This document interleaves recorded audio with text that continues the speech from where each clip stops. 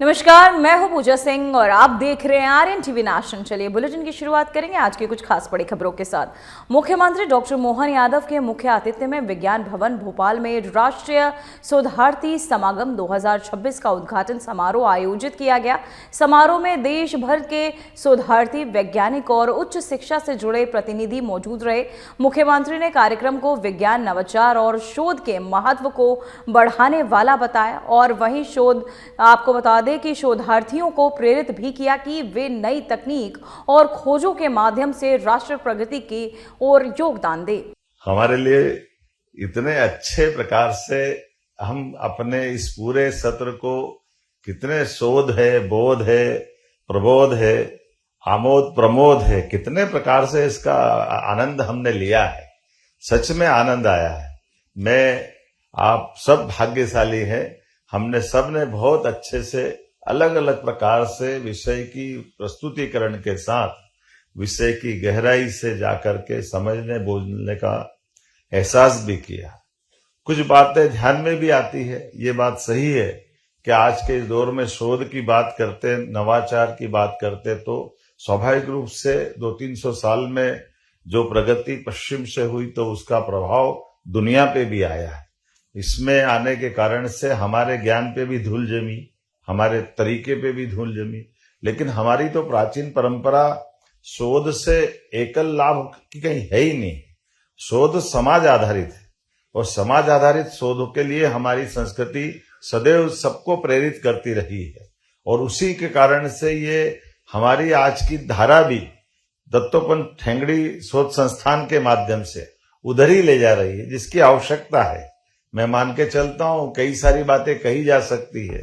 मैं अपने विधानसभा क्षेत्र का एक उदाहरण देना चाहूंगा।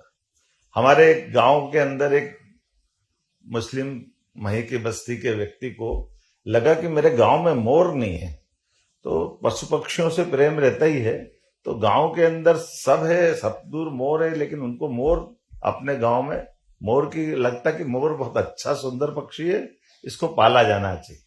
अब उसके दिमाग में आया, और लेकिन अब मोर को राष्ट्रीय पक्षी पाले कैसे?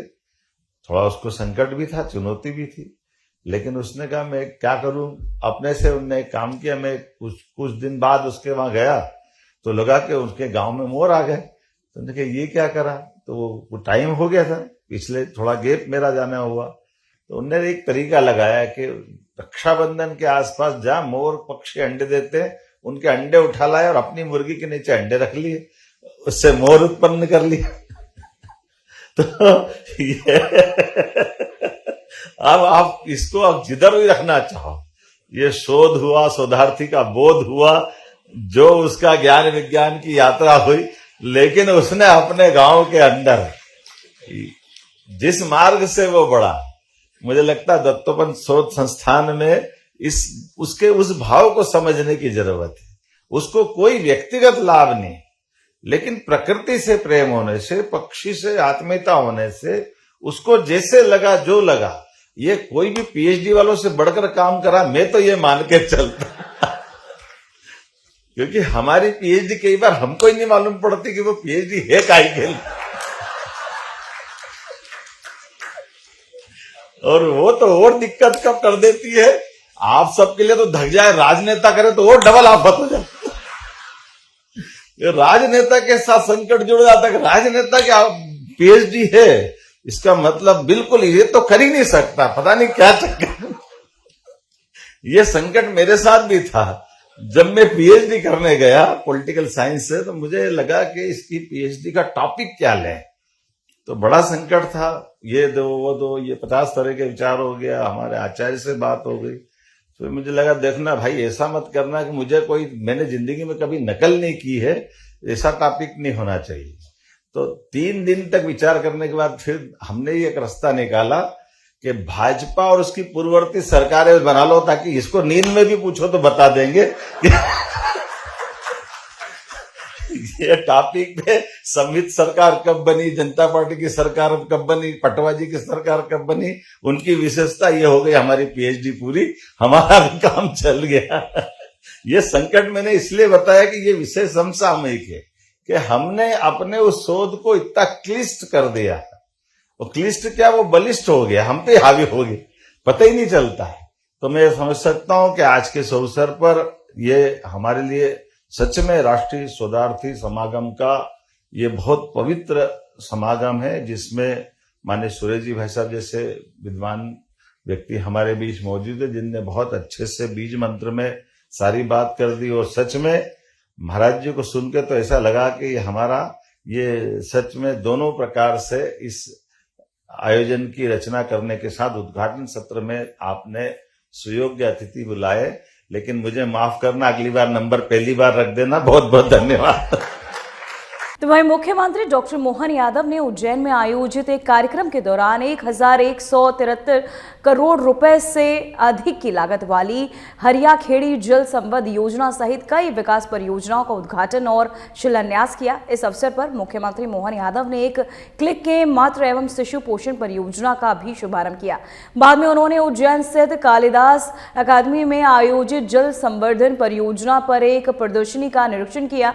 मुख्यमंत्री ने कहा कि इस परियोजना के तहत शहर भर में 600 से 3000 किलो लीटर की क्षमता वाले 17 नए ओवरहेड टैंकों का निर्माण किया जाएगा।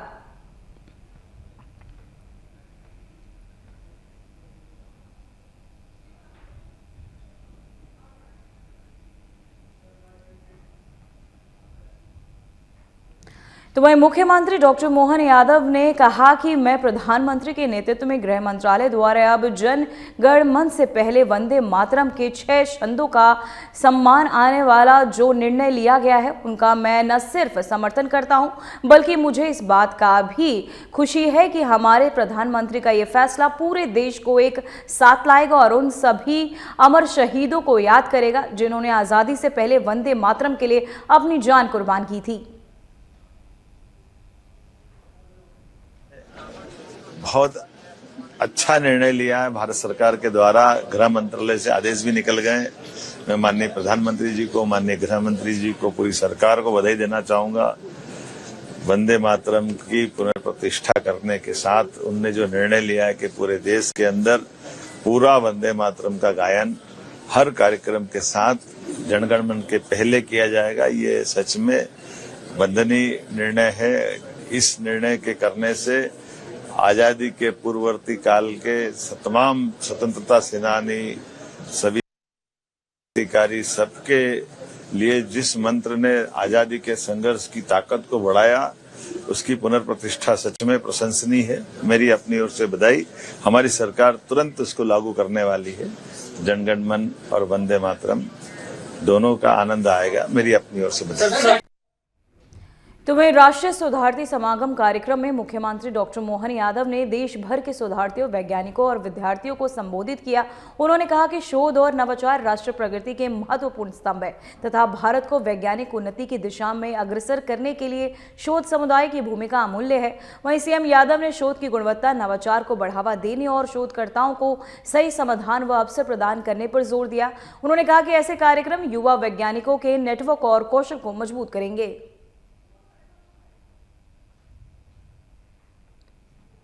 जब मैं पीएचडी करने गया पॉलिटिकल साइंस से, तो मुझे लगा अब आप इसको आप जिधर भी रखना चाहो, ये शोध हुआ, शोधार्थी का बोध हुआ, जो उसका ज्ञान विज्ञान की यात्रा हुई, लेकिन उसने अपने गांव के अंदर जिस मार्ग से वो बढ़ा, मुझे लगता है दत्तोपंत शोध संस्थान में उसके उस भाव को समझने की जरूरत है। उसको कोई व्यक्तिगत लाभ नहीं, लेकिन प्रकृति से प्रेम होने से, पक्षी से आत्मीयता होने से उसको जैसे लगा, जो लगा, ये कोई भी पीएचडी वालों से बढ़कर काम करा, मैं तो ये मान के चलता क्योंकि हमारी पीएचडी कई बार हमको ही नहीं मालूम पड़ती कि वो पीएचडी है काहे के लिए। और वो तो और दिक्कत कब कर देती है, आप सबके लिए तो धक जाए, राजनेता करे तो और डबल आफत हो जाए। राजनेता के साथ संकट जुड़ जाता है। राजनेता की पीएचडी है, इसका मतलब बिल्कुल ये तो कर ही नहीं सकता, पता नहीं क्या चक्कर। ये संकट मेरे साथ भी था जब मैं पीएचडी करने गया पॉलिटिकल साइंस से, तो मुझे लगा कि इसकी पीएचडी का टॉपिक क्या लें। तो बड़ा संकट था। ये दो वो दो, ये 50 तरह के विचार हो गया। हमारे आचार्य से बात हो गई, तो मुझे लगा देखना भाई, ऐसा मत करना कि मुझे कोई, मैंने जिंदगी में कभी नकल नहीं की है, ऐसा टॉपिक नहीं होना चाहिए। तो 3 दिन तक विचार करने के बाद फिर हमने ही एक रास्ता निकाला कि भाजपा और उसकी पूर्ववर्ती सरकारें बना लो, ताकि इसको नींद में भी पूछो तो बता देंगे कि ये टॉपिक पे संवित सरकार कब बनी, जनता पार्टी की सरकार कब बनी, पटवा जी की सरकार कब बनी, उनकी विशेषता ये हो गई, हमारी पीएचडी पूरी, हमारा भी काम चल गया। ये संकट मैंने इसलिए बताया कि ये विषय समसामयिक है, कि हमने अपने उस शोध को इतना क्लिष्ट कर दिया, वो क्लिष्ट क्या, वो बलिष्ठ हो गया, हम पे हावी हो गया, पता ही नहीं चलता है।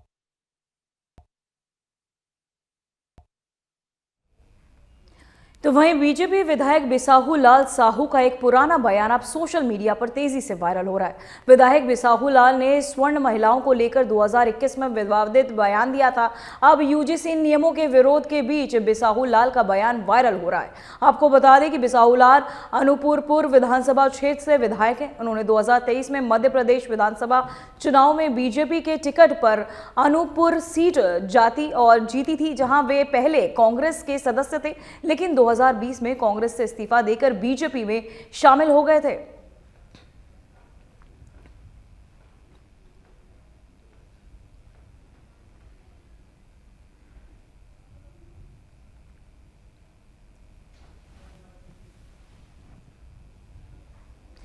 तो वहीं सतना से एक अनोखे शौक वाले युवक संजय ने करीब 45 सालों से अपने मुंह में पिन जमा कर रखा है। संजय के इस अजीबोगरीब शौक को जानकर लोग हैरान रह गए। उन्होंने बताया कि पिन जमा करना उनका व्यक्तिगत शौक है और ये अब उनके जीवन का हिस्सा बन चुका है। संजय के पास अब तक लगभग 150 पिन का जखीरा है। स्थानीय लोग और सोशल मीडिया पर इस अनोखी कहानी पर चर्चाएं कर रहे हैं।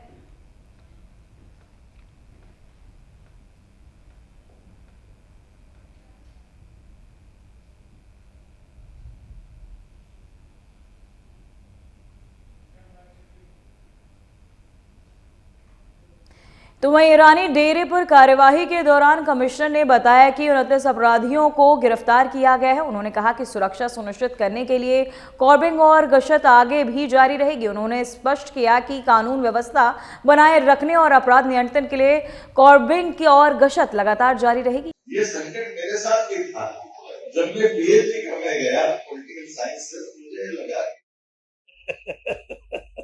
अब आप इसको आप जिधर भी रखना चाहो, ये शोध हुआ, शोधार्थी का बोध हुआ, जो उसका ज्ञान विज्ञान की यात्रा हुई, लेकिन उसने अपने गांव के अंदर जिस मार्ग से वो बढ़ा, मुझे लगता है दत्तोपंत शोध संस्थान में उसके उस भाव को समझने की जरूरत है।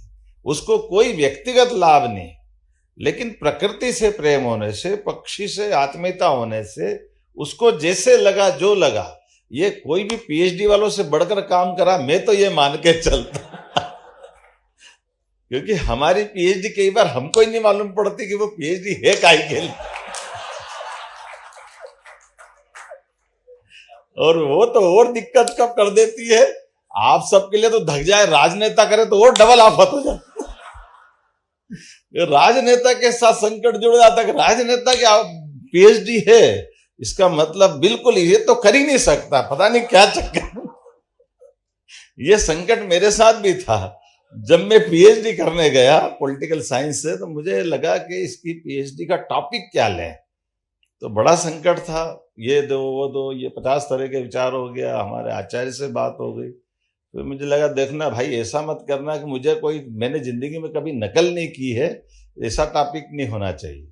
तो 3 दिन तक विचार करने के बाद फिर हमने ही एक रास्ता निकाला कि भाजपा और उसकी पूर्ववर्ती सरकारें बना लो, ताकि इसको नींद में भी पूछो तो बता देंगे कि ये टॉपिक पे संवित सरकार कब बनी, जनता पार्टी की सरकार कब बनी, पटवा जी की सरकार कब बनी, उनकी विशेषता ये हो गई, हमारी पीएचडी पूरी, हमारा भी काम चल गया। ये संकट मैंने इसलिए बताया कि ये विषय समसामयिक है, कि हमने अपने उस शोध को इतना क्लिष्ट कर दिया, वो क्लिष्ट क्या, वो बलिष्ठ हो गया, हम पे हावी हो गया, पता ही नहीं चलता है। तो वहीं पन्ना टाइगर रिजर्व के बफर क्षेत्र में सागौन और की अवैध कटाई का खुलासा हुआ। जांच में पता चला कि बीट प्रभारी और वन रक्षक सहित सुरक्षा कर्मी कटाई में शामिल थे। वन विभाग ने 1.5 घन मीटर सागौन के 7 सिल्ली जब्त किए। वहीं आरोपित दोनों कर्मचारियों को निलंबित कर दिया गया है। ये कार्यवाही वन संसाधनों की सुरक्षा और अवैध कटाई रोकने के लिए की गई है।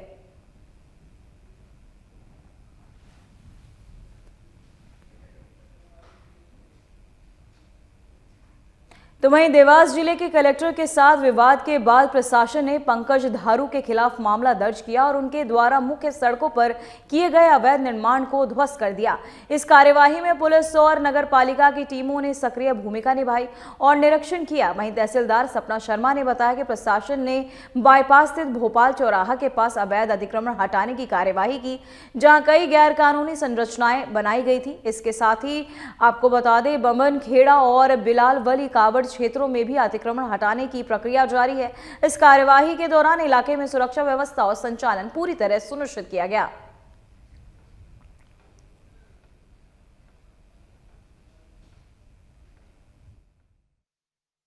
अतिक्रमण हमने हटाने की कार्रवाई की है। भोपाल चौराहे के पास में जो है बाईपास पर, वहाँ भी रास्ते में अतिक्रमण किया गया था, वो हटाया है। और अभी फिलहाल हम लोग ब्राह्मण खेड़ा और बिलावली की काकड़ पर अतिक्रमण हटाने की कार्रवाई कर। यहाँ पे पोल्ट्री फार्म बना रखा था। ये लगभग 1.25 बीघा जमीन है, 32 आरे जमीन है, जो कि दोनों गाँव की काकड़ है, जिस पर मुर्गी पालन केंद्र बनाकर अतिक्रमण किया हुआ था। पूर्व में भी हमारे द्वारा नोटिस भी जारी किए गए और न्यायालय तहसीलदार के द्वारा आदेश भी जारी किया जा चुका है। इसमें पूर्व में भी नोटिस दिए गए थे, परंतु इनके स्वयं के द्वारा अतिक्रमण नहीं हटाए जाने से आज हमारे द्वारा बलपूर्वक अतिक्रमण।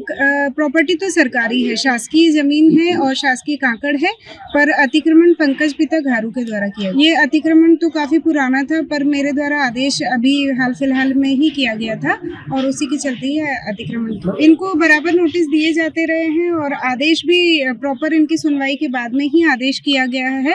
उसमें हम लिखते भी हैं कि आप स्वयं हटा लें, अन्यथा बलपूर्वक हटाया जाएगा। स्वयं नहीं हटाने पर ही बलपूर्वक आज कार्रवाई की। में 2-3 थाने की पुलिस बल है और पटवारी, राजस्व निरीक्षक सभी मेरे साथ। नहीं, ये पोल्ट्री फार्म के अलावा में, जैसे मैंने पहले ही बताया है कि भोपाल चौराहे के पास में जो रोड पर अतिक्रमण किया गया था उसको हटाया। फिलहाल मध्य प्रदेश की खबरों में इतना ही। देखते रहिए RN TV नेशनल। मुझे दीजिए इजाजत। नमस्कार।